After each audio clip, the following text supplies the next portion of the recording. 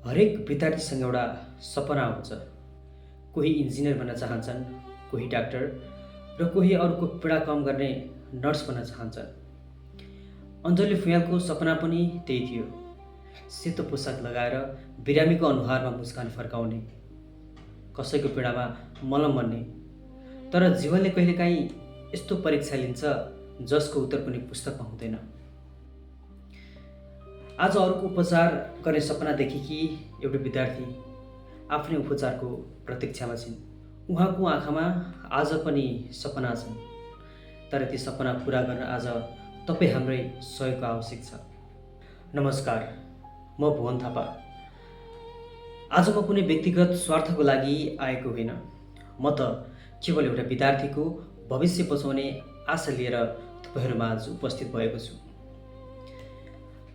आजभन्दा केही समय अघिदेखि हामीले जितपुर सिमरा उपमहानगरपालिका वडा नम्बर 1 पथलैया निवासी 19 वर्षीय अञ्जली फुयालको दुवै कानको गम्भीर समस्यापछि शल्यक्रियाको लागि सहयोग सङ्कलन अभियान सञ्चालन गरेका छौँ। डाक्टरको सल्लाहअनुसार 25 देखि 30 लाख आवश्यक पर्ने भएकोले परिवारको आर्थिक स्थिति एकदम नाजुक भएको कारण हामीले उपचारको लागि सहयोग सङ्कलन अभियान सुरुवात गरेका हौँ। र त्यस सहयोग सङ्कलन अभियानमा आजसम्म तपाईँहरूकै माया, विश्वास र मानवताले अञ्जली फुयालको खातामा 3,11,864 रुपियाँ 62 पैसा सङ्कलन भएको छ। यो सम्पूर्ण डिटेल्सहरू मैले यहाँ स्क्रिनमा राखिदिएको छु, सबैजनाले हेर्नु सक्नुहुनेछ। र अझै पनि सहयोग गर्न चाहनुहुने दाताहरूले स्क्रिनमा दिएको क्युआरमा स्क्यान गरी सहयोग गर्न सक्नुहुनेछ। यो हजारौँ दयालु मनहरूको विश्वास हो। यस अभियानमा साथ दिनुहुने प्रत्येक हातहरूप्रति म हृदयदेखि नै नतमस्तक छु। तर हामी अझै गन्तव्यसम्म पुगेका छैनौँ। उपचारको लागि आवश्यक रकम अझै पुगेको छैन र समय पनि हाम्रो पक्षमा छैन। हरेक बित्दै गरेको दिनसँगै अञ्जलीको अवस्था झन् कठिन बन्दै गइरहेको छ।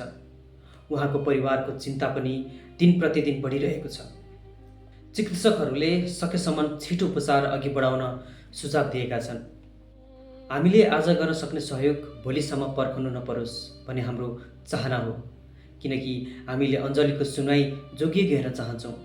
उहाँको पढाइ नरोकिने देख्न चाहन्छौँ र उहाँले एक दिन नर्सको पोसाक लगाएर मुस्कुराएको पनि देख्न चाहन्छौँ।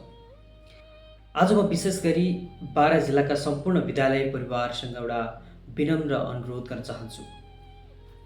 आदरणीय संस्थापकज्यूहरू, प्राचार्यज्यूहरू, शिक्षक शिक्षिकाहरू, विद्यालय व्यवस्थापन समितिका पदाधिकारीहरू, अभिभावकज्यू र मेरो प्रिय विद्यार्थी भाइ बहिनीहरू, कृपया अञ्जली सिमरा कलेजमा +2 साइन्स पढ्दै गरेकी विद्यार्थी हुन्। तर उहाँलाई आफ्नो विद्यालयको एउटी विद्यार्थी सम्झनुहोस्। यदि बारा जिल्लाको प्रत्येक विद्यालय आफ्नो क्षमता अनुसार सानो सानो सहयोग अभियान चलाइदिनु भने सायद एउटा विद्यार्थीको सुनाइ मात्र होइन, उहाँको नर्स बन्ने सपना पनि बचाउन सकिन्छ। विद्यालय भनेको केवल अक्षर चिनाउने ठाउँ होइन, विद्यालय भनेको मानवता सिकाउने मन्दिर पनि हो। आज त्यही मानवताको पाठ व्यवहारमा उतार्न समय आएको छ। हामीलाई ठुलो चमत्कार चाहिएको छैन, हामीलाई चाहिएको छ धेरै सानो सहयोगी हातहरू। किनकि एउटा थोपाले पानी समुद्र बन्दैन, तर लाखौँ थोपाहरूले समुद्र बन्छ। त्यसै गरी तपाईँको सानो सहयोग अञ्जलीको सम्पूर्ण भविष्य बन्न सक्छ। तपाईँको सानो सहयोगले अञ्जलीको सम्पूर्ण भविष्य बन्न सक्छ। यदि सहयोग गर्न सक्नुहुन्छ भने कृपया आजै सहयोग गर्नुहोस्। यदि सहयोग गर्न सक्नुहुन्न भने कृपया आजको यस भिडियोलाई सबैमाझ सम्प्रेषण गरिदिनुहोस्। तपाईँको एउटा सेयरले यो सन्देश त्यस्तो व्यक्तिसम्म पुगोस् जसको एउटा सहयोगले अञ्जलीको उपचार सम्भव बनाउन सक्छ। आउनुहोस्, हामी सबै मिलेर एउटा विद्यार्थीको सुनाइ बचाउँ, एउटा विद्यार्थीको शिक्षा बचाउँ, एउटा विद्यार्थीको नर्स बन्ने सपना बचाउँ।